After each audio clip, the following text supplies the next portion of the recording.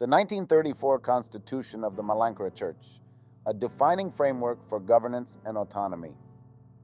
The Malankara Orthodox Syrian Church, one of the ancient Christian communities in India, traces its origins to the apostolic mission of St. Thomas in the 1st century AD. The 1934 Constitution of the Malankara Church is a landmark document in its history, providing a framework for ecclesiastical governance, doctrinal unity, and administrative order.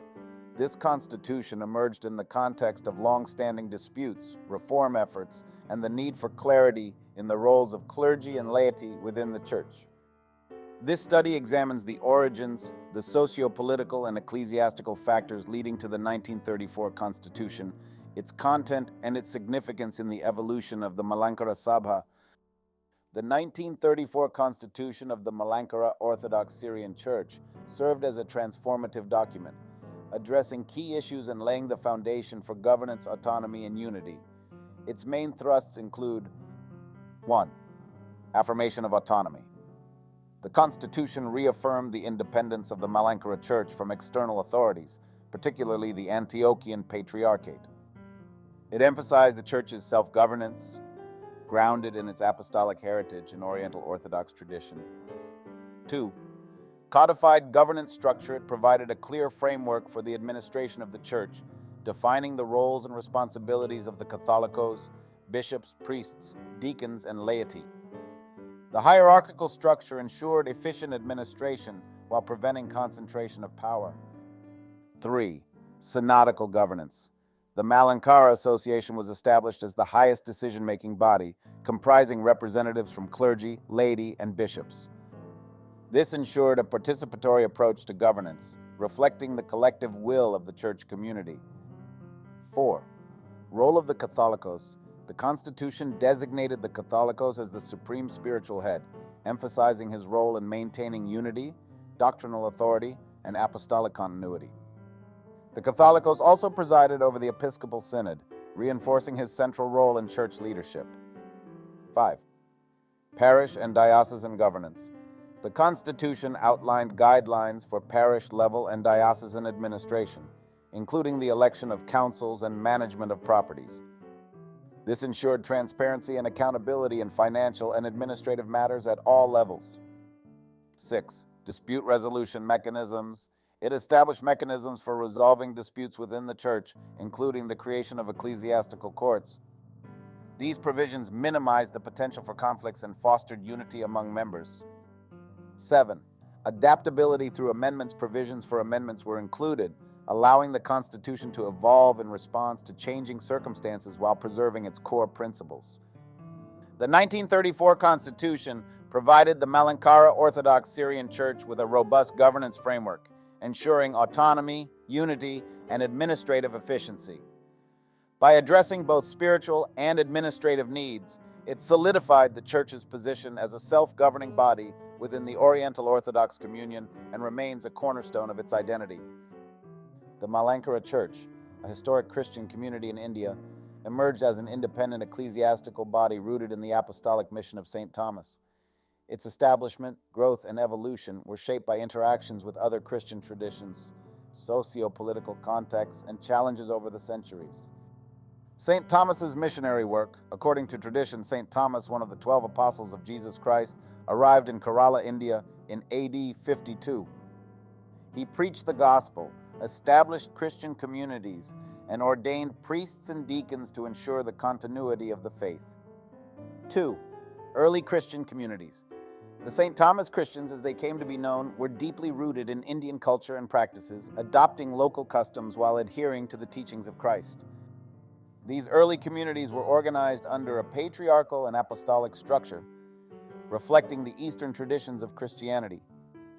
Relations with the Persian Church. From the 4th century onwards, the Malankara Church developed ties with the East Syriac Church, often referred to as the Church of the East or the Persian Church. Bishops from Persia were occasionally sent to India to provide ecclesiastical leadership, and the Church adopted certain liturgical and theological elements of the East Syriac tradition. 2. Cultural and liturgical synthesis. While adopting aspects of East Syriac Christianity, the Malankara Church retained its distinct identity, integrating Indian cultural elements into its worship and practices. Portuguese colonial influence, 16th century. The arrival of the Portuguese in India brought Western Catholic missionaries, who sought to bring the Malankara Church under the authority of the Roman Pope. The Synod of Diamper, 1599, led by the Portuguese Archbishop Alexis de Menezes, attempted to Latinize the Malankara Church, altering its liturgy, practices, and theological orientation. Resistance and the Coonan Cross Oath, 1653. In response to the forced Latinization, a significant section of the Malankara Church resisted the Portuguese influence. The Coonan Cross Oath was a public declaration of the community's commitment to maintaining its independence and rejecting Roman Catholic authority. Colonial pressures. The Church faced challenges from European colonial powers, particularly the Portuguese and later the British, who sought to exert influence over its governance and practices. 2. Internal divisions, interaction with various Christian traditions, including the West Syriac Church, Antiochian Patriarchate, introduced divisions within the community regarding allegiance and ecclesiastical authority. 3. Doctrinal disputes. Over time, theological disagreements arose, particularly regarding the nature of Christ, liturgical practices, and the role of the Patriarch of Antioch versus local autonomy. The Malankara Church's formation and growth as an independent ecclesiastical body reflect its resilience and adaptability in the face of external pressures and internal challenges. Its ability to maintain a distinct identity while engaging with other Christian traditions underscores its historical significance and enduring legacy within the global Christian community. The 17th century marked a critical period in the history of the Malankara Church due to the significant influence of Portuguese colonial powers. The Portuguese, through their missionary activities and political dominance, sought to impose Latin Catholicism on the indigenous St. Thomas Christians. This imposition led to widespread resistance within the Malankara Church, culminating in the historic Coonan Cross Oath of 1653, a defining moment that reaffirmed the Church's commitment to its autonomy and Orthodox Christian heritage.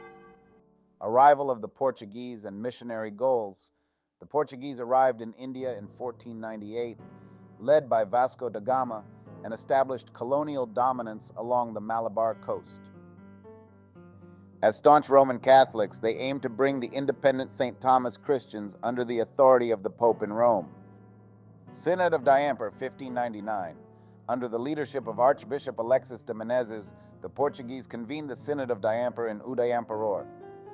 The Synod sought to Latinize the liturgy and practices of the Malankara Church, introducing Roman Catholic rituals and theology while suppressing traditional East Syriac customs.